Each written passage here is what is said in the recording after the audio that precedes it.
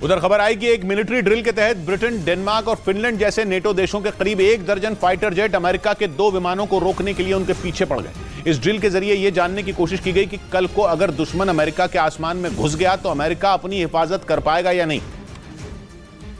इसलिए अमेरिका के बम गिराने वाले विमानों के आसमान में पहुंचते ही प्लान के तहत यूरोप के 5 देशों के जेट हाथ धोकर उनके पीछे पड़ गए। बताया गया कि अमेरिका के 2 B-1B बॉम्बर इंग्लैंड से वापस अमेरिका जा रहे थे, लेकिन कनाडा के पास पहुंचते ही अटलांटिक महासागर के ऊपर ब्रिटेन, डेनमार्क, स्वीडन, फिनलैंड और नॉर्वे ने अपने जेट उनके पीछे छोड़ दिए। अमेरिका के बॉम्बरों को इतने जेट के बीच में फंसा देखकर अमेरिका और उसके पड़ोसी कनाडा ने अपने 2 लड़ाकू विमान मदद के लिए भेज दिए और उन 4 फाइटर जेट ने लगभग 1 दर्जन लड़ाकू विमानों को खदेड़कर अमेरिका के दोनों बॉम्बरों को बचा लिया।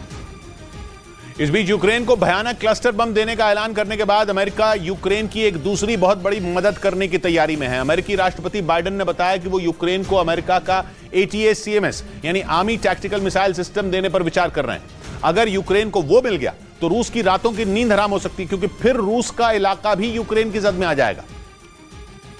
यानी यूक्रेन धड़ल्ले से रूस पर वार कर सकेगा।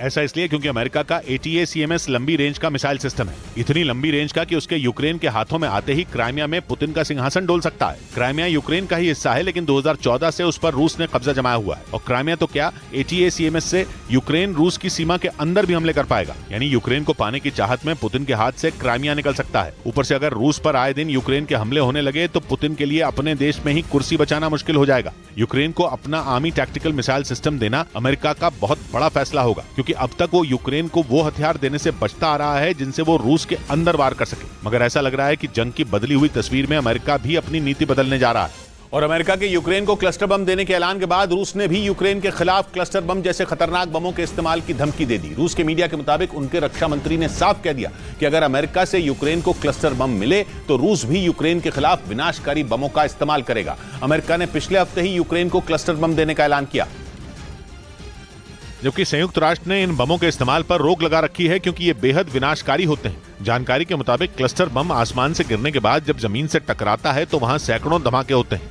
और जहां ये बम गिरता है उसके 30 मीटर के दायरे में आने वाली हर चीज मिट्टी में मिल जाती है। इसीलिए रूस लगातार विरोध कर रहा है ताकि अमेरिका यूक्रेन को क्लस्टर बम न भेजे। इसी बीच रूस के रक्षा मंत्री सर्गेई शोइगु ने धमकी दे दी कि अगर यूक्रेन को क्लस्टर बम मिले तो रूस की फौज दुश्मन के खिलाफ क्लस्टर जैसे घातक बमों का इस्तेमाल करने से पीछे नहीं हटेगी।